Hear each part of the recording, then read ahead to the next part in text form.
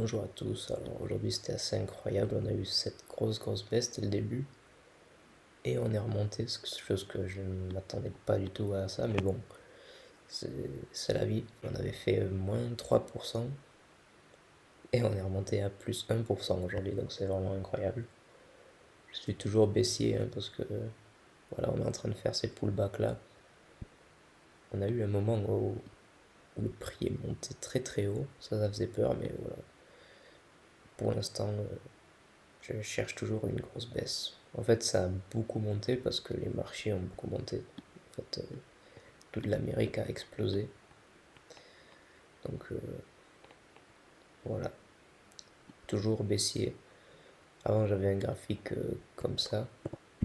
Du coup, je me suis dit, mais c'est pas possible, je vais rater le truc ou quoi. Mais en fait, non, je vois la moyenne mobile maintenant et ce support-là, en fait, qui comprend depuis le plus bas de toute la figure et qu'on reporte à la pointe du pullback. Donc pour l'instant, ouais, pour l'instant, on est en zone de sueur, voilà.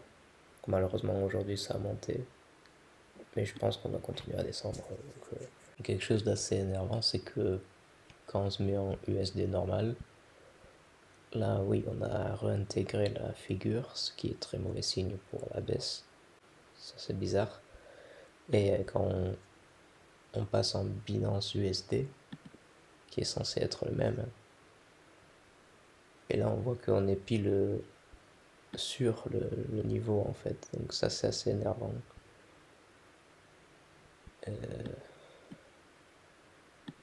Pour l'instant, je privilégie quand même le Binance parce que ça fait plus de sens, hein. Ça m'étonne beaucoup qu'on réintègre là. Normalement, c'est un pullback, donc voilà. C'est compliqué. En plus, on a une moyenne mobile qui est différente en fonction du dollar, donc je sais pas, c'est bizarre. En tout cas, oui, pour l'instant, on reste baissier. De toute façon, si on invalide totalement ça, ben, je ferai une vidéo aussi, hein, mais voilà, pour l'instant, on garde notre baisse. On espère, on espère. Et normalement, ouais, ça va arriver. Après, concernant les marchés en général, c'est compliqué à dire. Mais on est sur des niveaux vraiment très clés. Vous pouvez voir qu'on est venu chercher ce niveau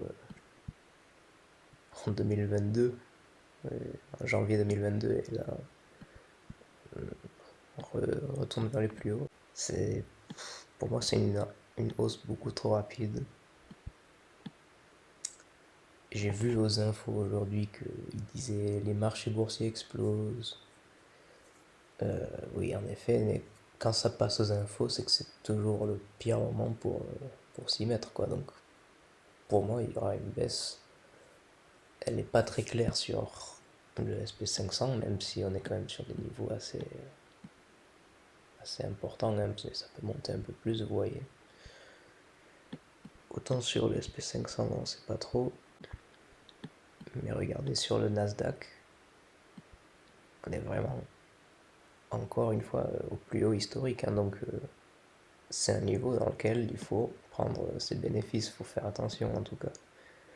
Et si tout le monde prend ses bénéfices, ben, voilà, il y aura une baisse. Donc, je suis toujours d'avis pour la baisse, hein. Là, comme j'ai dit il y a très longtemps, on avait des gap. Ici, un autre gap. C'est pas 5 comme hausse. Normalement, il n'y a pas de gap pour une hausse. Donc, voilà, ça m'étonne bien sûr. Tout est possible, mais là, c'est vraiment un peu trop quand même. Aujourd'hui, c'était peut-être la journée de trop, à mon avis. Il y a quand même une petite marge encore, une petite marge de hausse, donc je dis pas que on n'ira pas jusque là, mais voilà, on est sur des niveaux très hauts, hein. Regardez juste Apple. Ah oui, une chose très importante aussi. Vous voyez Apple, on est sur les plus hauts historiques. Et regardez bien ça, vous allez comprendre.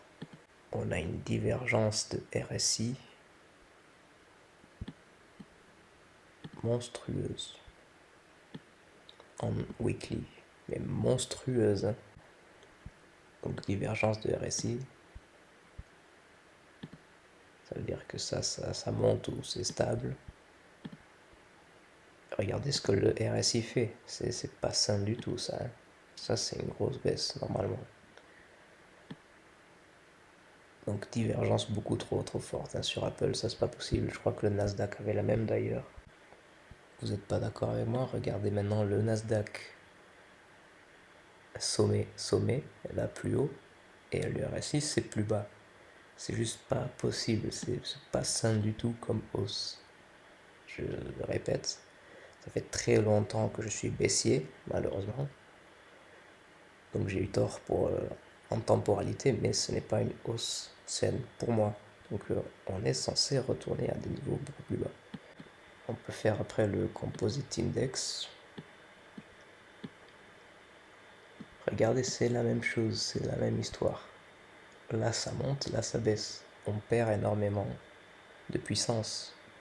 Pourquoi? Parce que c'est une hausse qui est beaucoup trop rapide en fait. C'est pas possible que ce soit comme ça. Bon bref, voilà, je suis baissier sur les marchés, c'est pas possible autrement.